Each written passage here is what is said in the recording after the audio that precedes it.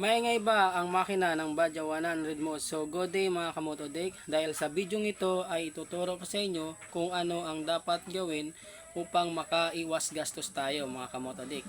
Dahil kapag maingay ang makina ng ating motor, so wala tayong ibang iniisip kundi dalhin sa mekaniko at pabuksan ang makina. So sa video ito mga kamotodek, simple lang ang dapat nating gawin. Hindi mo na kailangan dalhin pa sa mekaniko upang mawala ang ingay ng iyong makina. So dahil bagay ito lang din ang problema ng makina mo mga kamotodek, baka ito na ang solusyon na hinahanap mo.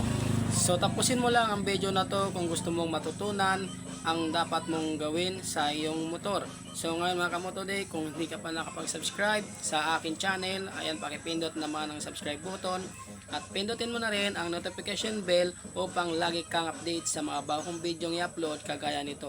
So intro muna tayo mga kamotodek.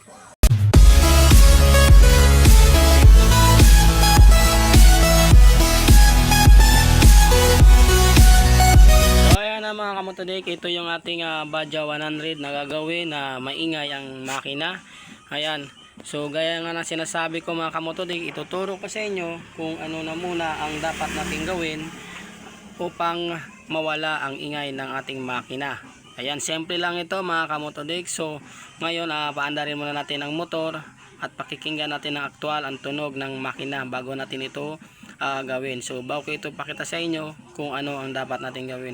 So ngayon mga kamotodek, ayan, siguradin lang muna natin na kapag subscribe tayo sa aking channel at pindutin mo na rin ang notification bell para lagi kang update sa mga bago kong video i-upload. So ngayon mga kamotodek, paandarin muna natin ang motor. So ayan mga kamotodek, pakinggan natin ang aktual na tunog ng maingay na Badja 100. Ayan, so sobrang ingay niya mga kamotodek.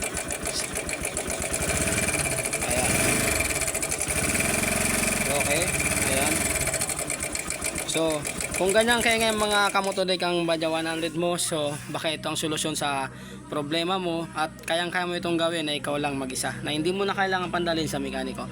So, ang kailangan lang natin mga kamotodek na gagamitin, kuha tayong tools na 10mm saka flat screw na maliit. So ayan mga kamotodek, ito yung gagamitin natin. Ayan, 10mm na tools at saka flat screw na maliit. So gagawin natin dito mga kamotodek, ay adjust natin yung ating tensioner, no. Ayan, ito yung tensioner niya mga kamotodek. So buksan muna natin.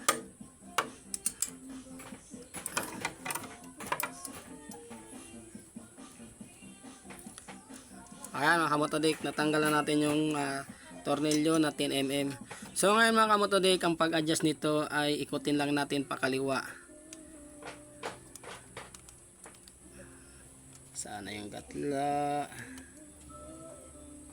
Ayan. So ikutin natin sa pakaliwa. Pakiramdaman lang natin mga kamotodek hanggang sa naramdaman natin na sumagad na siya, yung matigas na. Ayan. So okay. Ayan. So ngayon na-adjust na natin, balik na natin to. Ayan.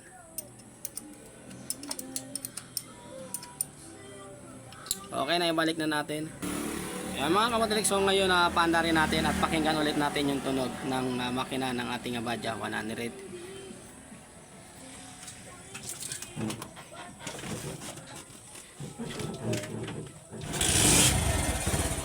Okay. So ayan na mga kamotodek. Ayan, pakinggan nyo. So ngayon nawala na yung kanyang ingay. Ayan, smooth na ulit yung tunog niya mga kamotodek. So wala na yung lagatak. So ganyan lang mga kamotodek.